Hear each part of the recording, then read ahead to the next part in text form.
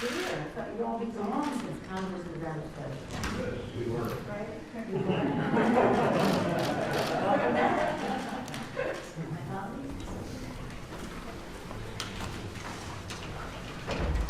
Good morning. Last evening we returned from a very important congressional delegation. We went to Israel, where we began our trip in Israel, where we met at the highest level with the Prime Minister, the President, who welcomed us in the grandest style to review the troops and be honored at events. But a very important part were our conversations about our unanimity within our hotel support for the two-state solution. When we met with the Palestinian government under the leadership of People's Palestinian Authority and the leadership of President Abbas, we delivered the same message, a message of peace and two-state solution. We went on to Munich, of course, this week. When we planned this trip, it was not a trip that was planned in the backdrop of an imminent invasion of Ukraine. That became, obviously, the centerpiece of the Munich Security Conference. Many of us have gone to that conference over the years to talk about security, economy, and how that relates to security, and governance, and how that relates to security. In fact, those three things, security, economy, and governance, are the purpose of any foreign travel of members of Congress. The Munich conference, it gives us a distilled way to see so many leaders from so many countries on those subjects. And at this time, of course, the focus was Ukraine.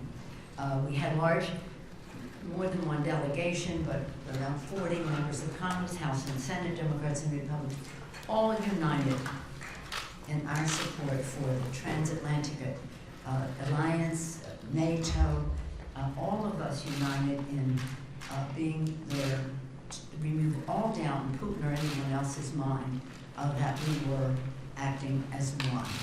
And of course, that would have been our message with or without Ukraine. Ukraine made it even more so, because now we're talking about sanctions and the rest.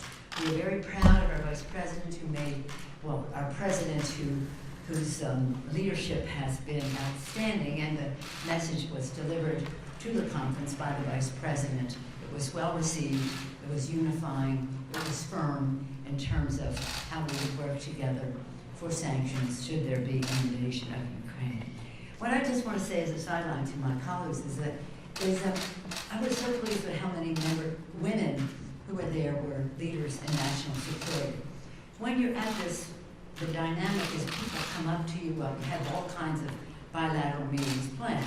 We met with the new Chancellor of Germany, we met with the head of the EU, the head of the NATO, the mayor of Kyiv. We met with very high-level bilateral meetings. But as you're there, others approach. And for example, the president of Moldova is a woman, and she expressed concern to me that the Russian propaganda was having an impact there, where people were making a case that they had to go into Ukraine because Ukraine had done this, that, or the other thing. The president of Kosovo, a woman, told me that the Russians were successful in having some Serbians on the border put forth a Russian message. Both the foreign minister and the defense minister of Canada are women. We share some thoughts about what's going on in Canada right now. The foreign minister of Germany is spectacular, a woman, and she was here recently, and so we renewed that friendship there, as well as meeting before we left with the foreign minister, foreign secretary of the UK. I would just say that because there's a lot of informal contact that reinforces, first of all, the need. I think the one thing that we all agreed upon is attack on the Ukraine by the Russians is an attack on democracy, an attack on democracy. And our final visit was to the UK. We met with Boris Johnson, but our host was the Speaker of the House of Commons, with a great welcome to the House of Commons, which is unusual, they tell me, and then a formal luncheon where we could interact with members of Parliament of all levels and all parties. Well, they don't have that many parties, but the fact is they were very united. Every place we were, the people were united in opposition to what was happening, of course, in Ukraine, but more importantly, in what we needed to do about that. You know, we talk traditionally about the issues of security, economy, and governance. In recent years, of course, the climate issue was an issue in all of those categories, and so is COVID. So that was part of our conversation. We did meet with the head of the World Health Organization and got up to date on how he saw things globally. And again, in every place we went, that the COVID challenge was part of our discussion. So it was intensely busy, and we were magnificently served. You've seen the list of members.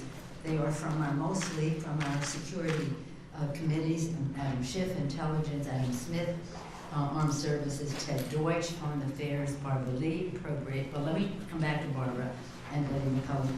Jim Himes, Intelligence; Bill Keating, Foreign Affairs and Armed Services; Sean Patrick Maloney, Intelligence; Eric Swalwell, Intelligence and Homeland Security; Luna Gallego, Armed Services; Seth Moulton, Armed Services; Ro Khanna, Armed Services; Andy Kim, Armed Services and Foreign Policy. But when you're having these discussions, that relates to the Appropriations Committee. And Betty McCollum, the chair of the Defense Subcommittee, was really a very important participant in the conversations about our support for the defense of Ukraine. And Barbara Lee, in terms of her committee, the Foreign Ops, State Foreign Ops Committee, in terms of, well, she'll talk about it, but she was in great demand because whether it was about refugees, or whether it was about humanitarian assistance, or whether it was about the loan guarantees, and the list goes on. So again, we were well served by the leadership, knowledge, and commitment of our participants. And all of them were not in every country, but by mostly they were. It is, it's stunning to see in this day and age a tyrant roll into a country. This is the same tyrant who attacked our democracy in 2016. This is the same tyrant who is opposed to democracy and wants to minimize, trivialize it, to downgrade it in the eyes of the Russian people. One other person I met there who was so courageous was Svetlana. We just call her Svetlana. You know, she was the wife of the person who ran for president in Belarus. She's escaped. Her husband is in prison. But she had a movement in Belarus, largely women, but not just women. And the people turned out by the hundreds of thousands. And then the president of Belarus declared himself the winner of the election. But the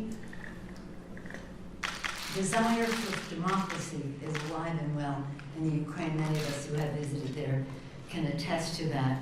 So the people of Ukraine, although it's not a Title Article 5 country, we will not have boots on the ground, know that we are with them, not only in spirit, but materially in terms of meeting their needs and just heralding their message with gratitude for the defense that the people of Ukraine are making for democracy.